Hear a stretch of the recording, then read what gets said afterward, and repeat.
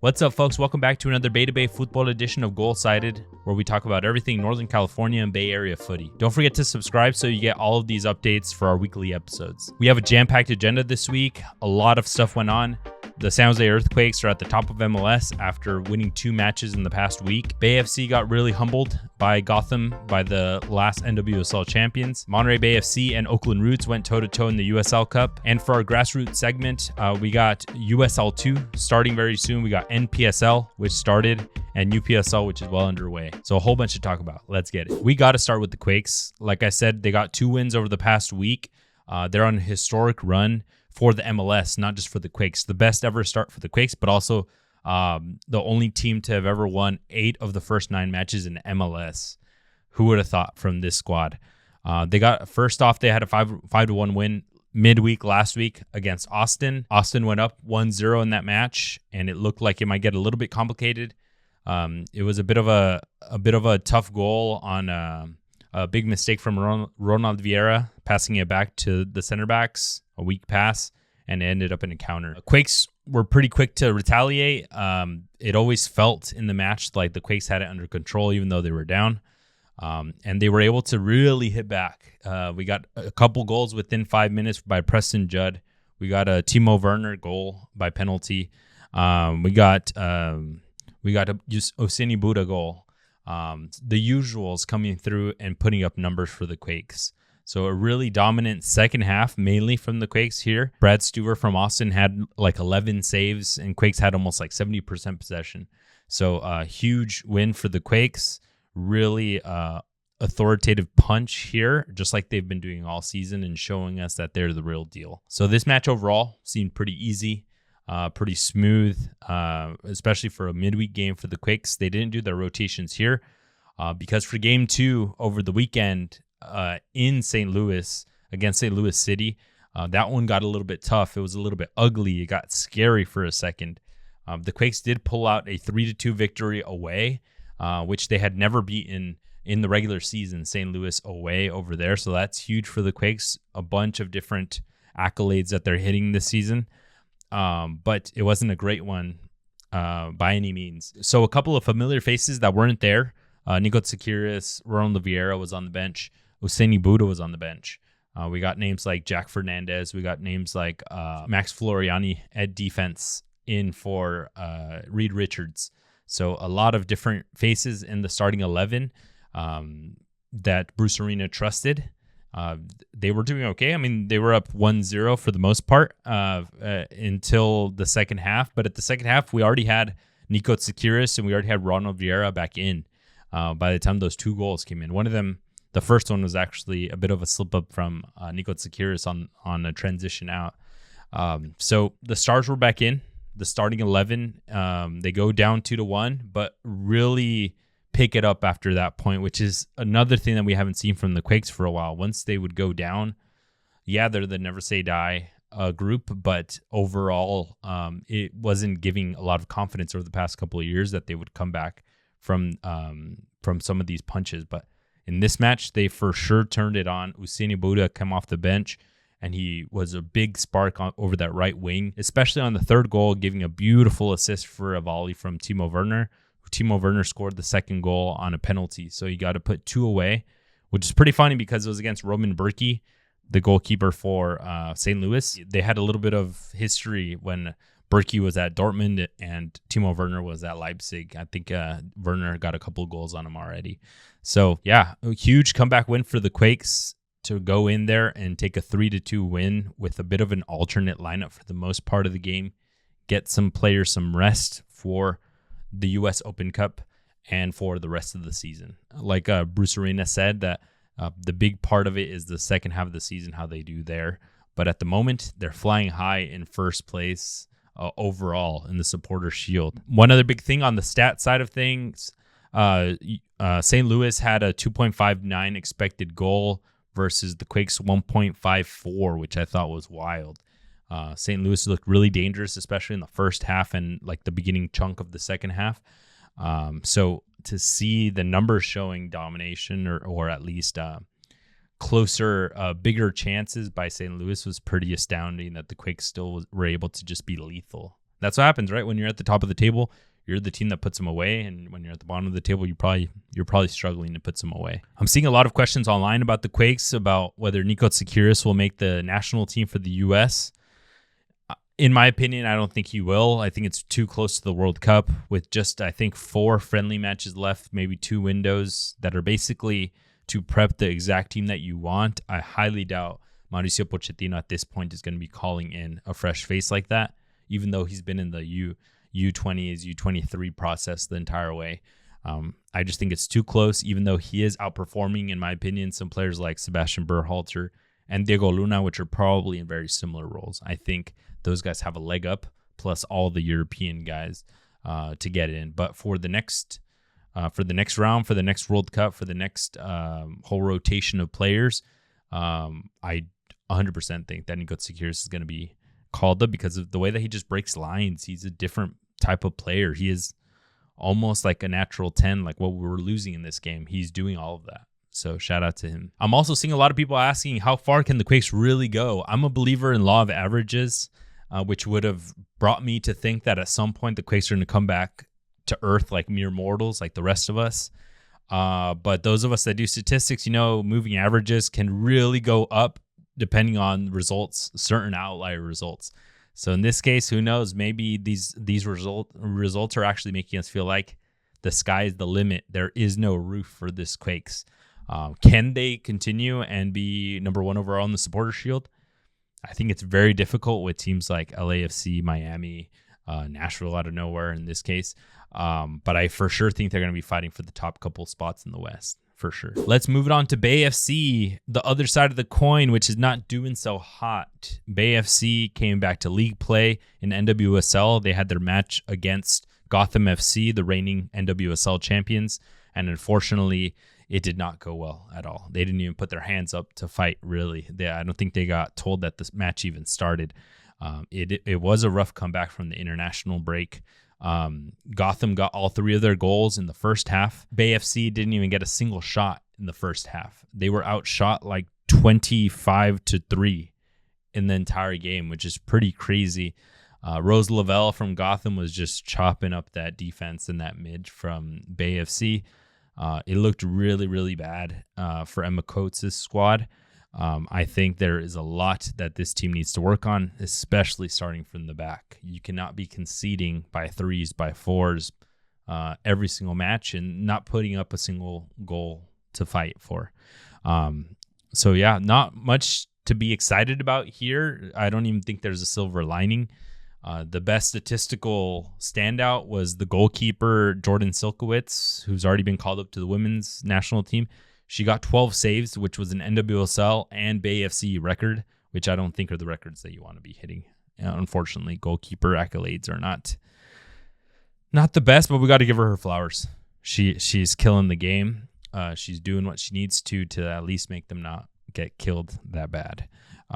They do have forward Rachel Kundananji, who was a superstar the last couple of years. She's coming back from injury, so maybe that's a bit of silver lining for them for the future. Moving on to USL, we got a 2-for-1, making it really easy for me. Monterey Bay FC played against Oakland Roots in the USL Cup.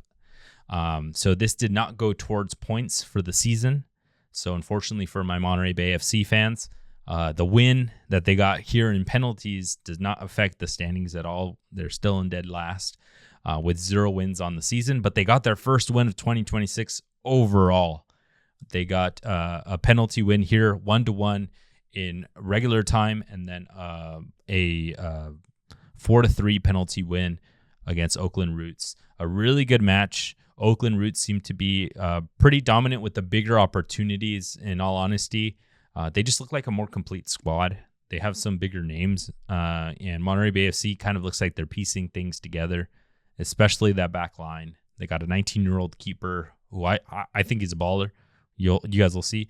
But Jordan Stewart is kind of having a rough time with that lineup there, in my opinion.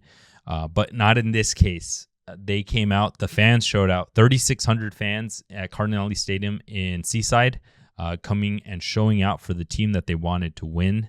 And they were able to do so. Elijah Paul, the youngster, ex-RSL Academy kid who has been balling out for them. A hero again. He gets the tying goal for Monterey Bay FC, and then they just hold on for dear life to penalties. And then once we get into penalties, we get some late game heroics there from Fernando Delgado, the 19-year-old goalkeeper, with 2 saves to give Monterey Bay the points here in the USL Cup. So kudos to them. Huge shout out to Monterey. Tough luck for Oakland, but at least they're doing pretty good in league, unlike Monterey here. One thing I wanted to call out for Monterey Bay FC, first start of the year here for Chris Kevin Nadje, a player that is on loan from Feyenoord, who they're using as a striker with Monterey Bay FC. They could use all the help that they could get. So this looked like a very bright spot to me. He didn't get a goal contribution here, but with him, with Sebastian Lletget getting in form, with Elijah Paul, with all these names, hopefully they can come up with something for the rest of the season. So let's move it a little bit more inland. Sacramento Republic, we didn't call them out last week because they didn't have a game, but they had their first USL Cup match as well. They defeated Spokane Velocity 4-0 over the weekend. Within 5 minutes, they got a goal from Tyler Wolff, who those of us who are MLS fans know he is the son of ex-Austin FC coach, and that he was at Atlanta United a couple of years ago, putting up some pretty good numbers as like a 19-year-old. So I believe he's still like 22, already went on loan to like Belgium. Now RSL, who is the team that he's at, sent him on loan to Sacramento Republic, which these teams, Sac and Oakland, like getting some good diamonds in the rough here with some of these players. Shout out to him. Sacramento put up another 3 goals, and they put themselves on a good path to repeat what they did last year, which was they got second place. They made it to the championship match for the USL Cup, and then they lost to Hartford. So I think this is them putting their stamp that they're back and that they're going to try to do it again. So good luck to y'all. Let's bring it to some grassroots games, folks. We got some big things to talk about at the lower division level, like I had talked to you guys about. We got leagues coming. We got leagues underway. So let's shout out some matches. You know how I do. I don't have a lot of information or watch or game footage to really go through from these games. So it's just as good of information as I can get from online. But first and foremost, USL League 2 is almost here. The Bay Area's USL League 2 is everything right around the Bay Area, which is SF City FC, Almaden FC, Davis Legacy, Project 510, and the likes of those teams. And they're all getting ready with their final games, their final days of preseason before the start of the actual season on May 3rd this weekend. We actually get the nationwide first match here, SF City FC against San Juan SC. So that's pretty killer. If you're in the SF area, go check out SF City. I should have worn my shirt. I have a sweater of theirs. One preseason shout out that I did want to make, Davis Legacy, who I grew up knowing as a really strong team from the Davis area. They just put the rest of the NorCal division on notice by beating Reno United 6-0. What a way to end their preseason, getting ready to start really strong in a really strong division. None of these teams made it anywhere like far in the overall USL League 2 playoffs because there's a whole bunch of teams up the Pacific Northwest that were killing it. And maybe this year these guys will make a pretty long run. Moving on to the NPSL, we got 2 new leagues here that we didn't even call out last week. So much footy going on. We got the Golden Gate Conference, which is the Bay Area's conference for NPSL, which is home to the famous El Farolito that we all know. So that kicked off this past weekend, April 25th. The NorCal clubs were the only teams to have started so far. We got Real San Jose against Vacaville Elite, and Vacaville Elite got a 2-1 victory there. So shout out to you guys. I didn't know that we got a baller team in Vacaville, so let's go. We got footy all around. And then we got Oakland Stompers, a big name in the East Bay for a long time now. They lost against Cruisers FC 3-2. From Cruisers FC from Modesto, their first season at the NPSL level. And they're coming out strong, showing out for Modesto that we all know that they got ballers out there. And Oakland Stompers, like I mentioned, they go back to the NASL days, back when the Quakes were in NASL. Back in the late 70s, they used to sell out matches against the Quakes. They had historic records back in the day for ticket sales for their matches at the Oakland Coliseum. So a lot of weight to that name, and I expect them to really pick it back up for the rest of the season. For UPSL, I didn't see too much I wanted to call out, but I do have a good call out from the Division 1 side. The first place team that's there, the team that's undefeated in 5 matches that they've played so far for Division 1 is Central Valley Premier FC. This is a team from Visalia in their first season at the UPSL level, and they're currently perfect with their 5 wins in 5 matches. They just beat Ballistic United, who is the alma mater of A1 Cade Cowell that we all know and love. And this team from Visalia just gave them a good smacking over the weekend. So we love seeing these new teams coming around and really bringing the competition up. So shout out to you guys. So we got our segments for the players of the week. We got the MVP of the week and what I call the foggy performance, el oso de la semana, for the players or the teams that kind of had a disappointing performance on that side. For the MVP of the week, I got 2. Timo Werner from the Quakes, who is putting up a really quiet but strong season with limited minutes, 4 goals, 3 assists in league play, and he's only had about 280 minutes with the Quakes so far. And he's really, really putting up numbers and being impactful in those matches, and he's looking like prime Timo Werner. An honorable mention for Fernando Delgado, who I've been shouting out, the 19-year-old goalkeeper from Monterey. It takes a lot to go up in a penalty shootout against a team like Oakland Roots as a 19-year-old and put up 2 saves that really help out your team to get them their first win in 2026 that the team has been so desperately needing. So shout out to you. The foggy performance of the week.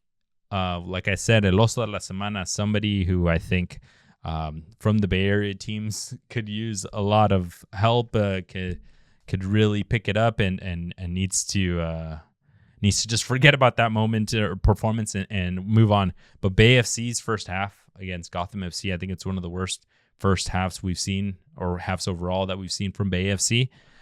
They didn't shoot at all in that whole half, and all 3 goals from Gotham FC went in that half. And if you guys haven't seen it, watch or don't watch the first goal that Gotham scored.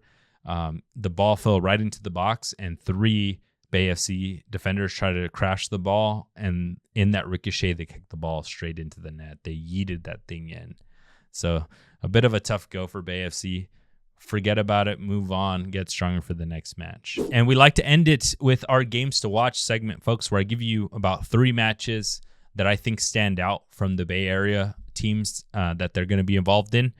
First and foremost, you got to keep watching the Quakes. The Quakes play at Toronto FC this weekend. That's going to be on Saturday. And you know I love an early match because I get to watch it at home chilling with my little dude, with my little baby. They're playing at 10 a.m. our time. So Quakes got to keep it going. They got to keep breaking records. They got to keep steamrolling teams. And I'm going to be there with a little coffee, a little yerba mate, a little breakfast burrito. You know what the vibe is. Number 2, we got Bay FC against San Diego Wave over the weekend. Bay FC really desperately needs a win and a confidence boost, and who better to get that from than against the number 1 team in the entire league. So a bit of an uphill task. Are they up for it? I think so. You never know. But it's going to be a tough one here for Bay FC. And number 3, let's get it really local. We have the debut at the NPSL level for El Farolito, the famous burrito restaurant, the famous Sunday League / US Open darling, US Open Cup darling against Real San Jose, Saturday, May 2nd at Boxer Stadium. This could be the start of another amazing season for El Farolito. We expect them to go far again. Like last season, they made it all the way to the NPSL final to lose on the East Coast against some East Coast team. But El Farolito, this is their first season back in the SFL, the big Sunday League SF League. They used to run it back in a couple seasons ago. They took some time off, probably to focus on US Open Cup, but they are back in it this year, and they're smacking everybody. Google them. They're winning 8-0, 15-0. It's pretty crazy. But they use that to warm up now for the NPSL season. I'm sure they're going to be ready and locked and loaded to go. So maybe Real San Jose, maybe, I don't know, pray a little bit extra the night before. Cool. But thank you guys for tuning in. That is all that I have for you guys. Don't forget to like, comment, and subscribe to Gol Sided, and let us know what you guys like about this. If you guys love it, share it with a friend, and that's how we'll get moving with this. And if you have a local club or result that you think I should be talking about, if it's really impressive, tag us on social media at Gol Sided and let us know, and we'll try to get it on to the next show notes. And we'll talk soon. Peace.